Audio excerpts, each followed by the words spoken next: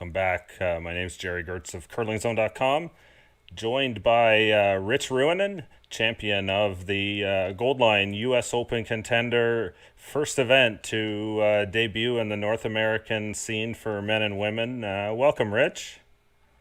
Thanks, Jerry. Thanks for having me. So, one of the lucky ones now to get back on the ice after our shutdown back in March. It's certainly been interesting times for everyone right now. Yeah, it's definitely different. It's been a weird week, but we've been, Chaska's had ice for about a month and a half now, so we've been throwing rocks, but it's just different when you're playing games, right? Yeah, just to get those competitive juices flowing and feel good out there. For you, tell us a little bit about that game. You guys were playing real well out there.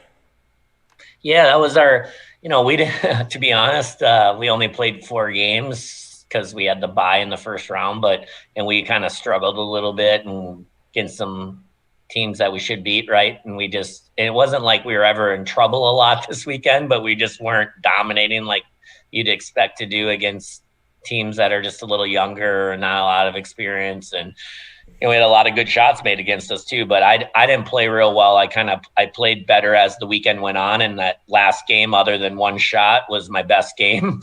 And I think Andrew played really well all weekend, and we just didn't, we struggled getting a few ends set up. We played like it was the first game in 6 months, which it was, right? So first games, I should say. But overall, that last game, we put it together a lot more as a team, and pretty much we're never really in trouble. And if I don't blow the shot in the fifth, the game's over in the fifth. But yeah, we played pretty good in the last game. If we play like that, that was more like mid-season form, I think.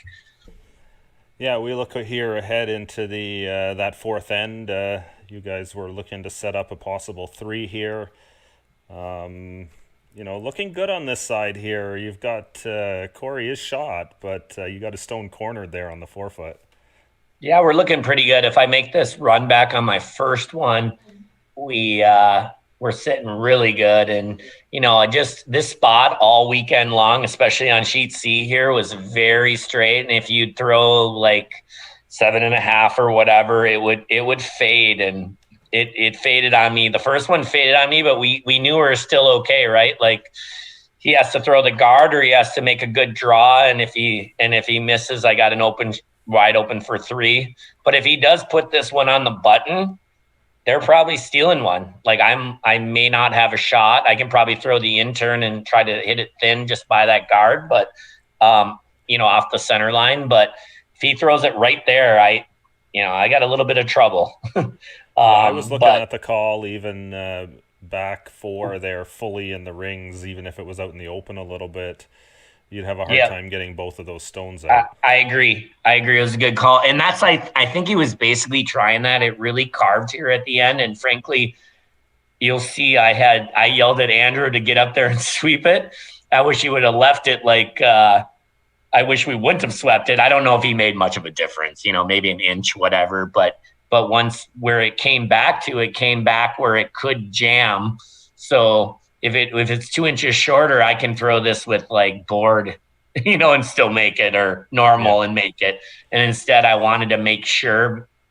So I knew it was a slam dunk too if I threw it hard on my last one, but it just, when that spot, I'm telling you, all weekend long, it's not like the ice was great. I'm not ripping on the ice at all. I'm just saying, like, if just off the center line, if you just, you gave it like, 8.5, 7.5 or peel, it would fade back an inch or two, You punished mistakes. Yeah. Isn't that what it's And I didn't want to hit the guard on my last one. I did not want to hit the guard here. I figure if I hit it anywhere, we're getting a deuce. If I hit anything a quarter to 3/4, we're probably getting a deuce. So and we're down one at the time, and you're just like, hey, we got to get our two. But I threw it all right. It just faded back a little, and we rolled a little too far and got two. But yeah, I think fine. With where Corey's stone came there, you kind of had to throw it as hard as you did, like you were saying. Yeah. And if you throw that soft, you might settle for one there, and that wouldn't be ideal in this situation, right?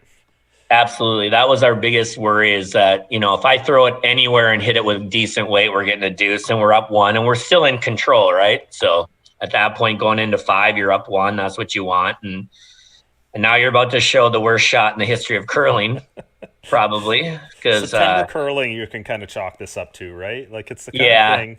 I just You guys did popped get it a little bit fortunate here where I think Joe made the worst shot in curling just before this to help set you guys up.